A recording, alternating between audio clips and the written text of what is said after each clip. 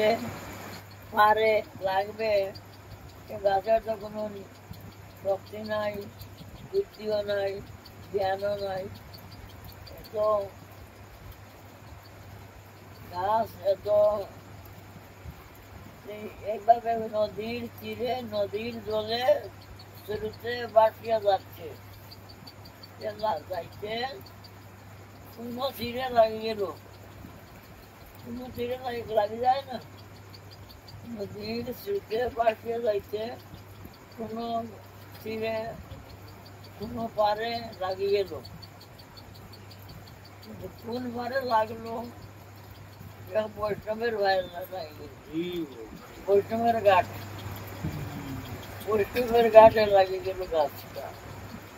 গাছটা ভাইয়া বৈষ্ণব কি বলবো, এই তো নিম গাছ রে, এছাড়া তো মহাপ্রভুর মূর্তি তৈরি করা যাবে,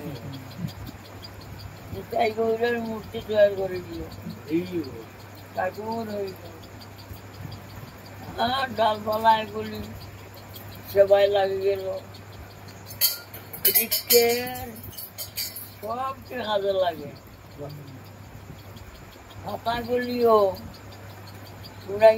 উড়াইলে ছাই হয়ে যায়, ছাই হইলে তো সার হয়, জমিনে সার হয় না, শাক সবজি এরা সবাই তাদের জমিনে সার হয়,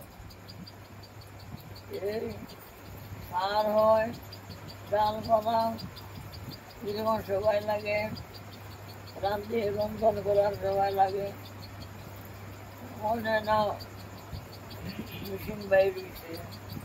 আগে আগে তো কাঠের দ্বারাই তো রসই হইত,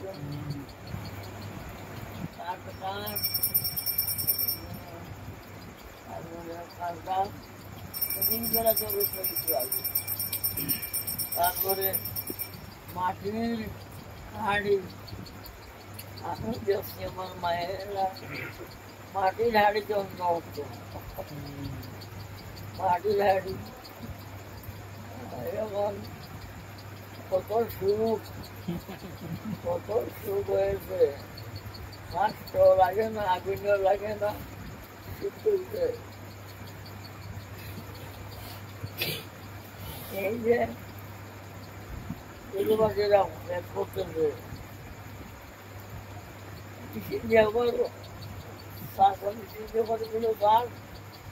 আর কিছু করতে লাগে না, সবাই এলো গরম হয়ে গেল,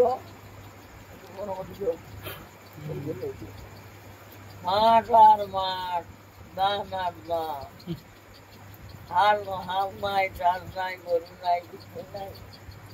আগের গরু এখন জাতি নাই, এখন গরু লাগে না, গরু দিয়ে হাল চাষ করতে লাগে না। দিন আসবো, আমাদের ছেলেরা বলবে, তোমরাও বলবে না, ভাবতে পারবে না যে গরু দিয়ে হাল চাষ করা হবে, জানবেই না। আমরা তো দেখলাম, আমরা নিজে চাষ করলাম, কিন্তু আর 6 বছর হলেই তো ছেলেরা, ওরা বললেই বুঝতে পারবে না, তারা বুঝতে পারবে না যে গরু দিয়ে হাল চাষ করে গেল, ওটা কি জিনিস ছিল তাই মনে পড়বে না।